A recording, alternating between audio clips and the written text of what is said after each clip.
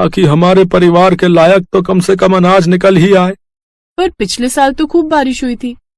हाँ राधिका, तब इतनी बारिश हुई थी कि आधी फसल गल गई थी।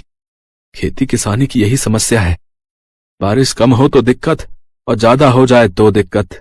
भगवान जाने क्या होगा आगे। मोना की शादी भी तो करनी है और जब पैसे ही नहीं जुड़ेंगे तो फिर कैसे होगा सब। भरोसा रखो गंगा, सब ठीक हो जाएगा।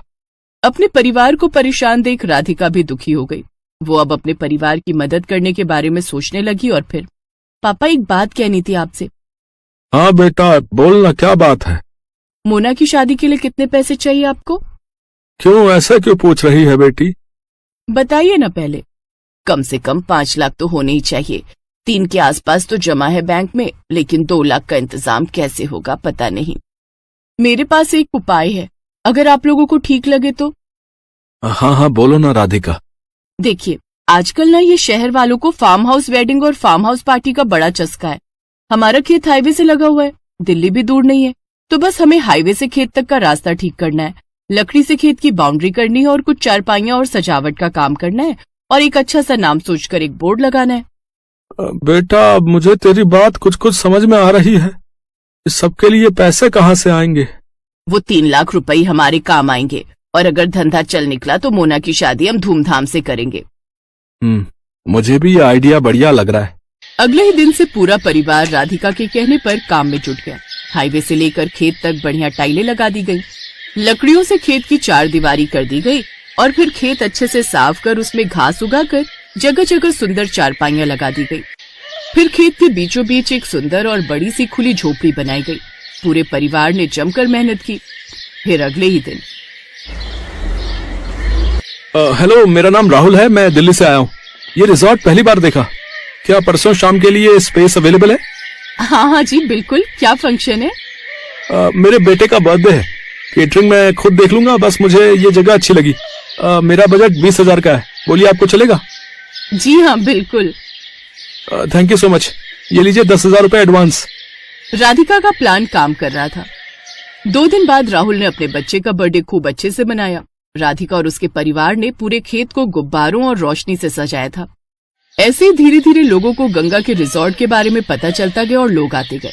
अब तो राधिका और उसके परिवार को काम से फुर्सत नहीं थी। फिर ठीक 2 साल बाद, भैया खाना जल्दी लगाओ, बारात आने वाली है। जी मैडम, अभी लगाता हूँ। ओहो, मोना तैयार हुई कि नहीं? मोना मोना आ जाओ भाई। देख रही है राधिका अपनी ननद को? हाँ माँ, परी से कम नहीं लग रही है। सब आपकी वजह से है भाभी, मेरी नहीं हमारी वजह से। और सुनो, अपने पहले बच्चे के पहले बर्थडे के लिए अभी से बुकिंग कर लो इस रिजॉर्ट की, क्या पता तब ये स्पेस खाली हो या ना हो।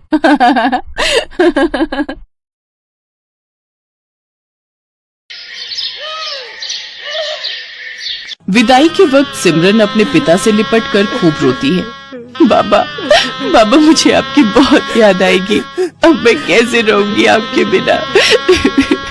बेटी, जब भी तेरा मन करे तो आ जाना, ये घर हमेशा तेरा ही रहेगा। जा बेटी, अब अपनी माँ से भी मिल ले। माँ, मुझे आपने जो भी प्यार दिया उसके लिए शुक्रिया। अब ज्यादा ड्रामे मत दिखाओ और अब जा यहाँ से। ये कहकर रमोला उसे धक्का देते है कि तभी उसका पति नैतिक उसे संभाल लेता है। क्या हुआ, तुम गिर कैसे गई? वो लहंगा पैर में अटक गया था, बस इसी वजह से। फिर सिमरन अपने मन में सोचती है, अच्छा हुआ माँ को धक्का देते हुए किसी ने नहीं देखा। मैं हमेशा माँ के प्यार के लिए तरसती रही, लेकिन उन्होंने मुझे कभी प्यार नहीं दिया। फिर सिमरन ब्याह कर घर आ जाती है। उसकी सास ने उसके स्वागत में गुलाब के फूल बिछाए होते हैं। साथ ही वो बड़े प्यार से उनकी आरती उतारती है और गिफ्ट में उसे सोने का हार देती है। ये ले मेरी प्यारी बहू, तेरा सगुन। बहू, अब से ये घर तेरा है और हम सब भी। तुझे कुछ भी चाहिए होगा या किसी काम में मदद चाहिए हो तो हमें कहना। अच्छा, अब तुम दोनों थक गए होंगे, थोड़ी देर आराम कर लो, बाकी की रस्में फिर करेंगे। शुक्रिया माँ जी। सिमरन नैतिक के साथ कमरे में चली जाती है और आराम करती है। फिर दिन के 1 बजे उसकी नींद खुलती है। ओह गॉड, कितनी देर हो गई, मेरी पहली रसोई की रस्म भी अभी बाकी थी। माँ जी तो बहुत गुस्सा करेंगी। सिमरन जल्दी से बाथरूम की तरफ जाती है, लेकिन बाथरूम से नहाकर निकल रहा नैतिक सिमरन से टकरा जाता है और सिमरन फिर गिरने वाली थी। कि तभी वो उसे संभाल लेता है।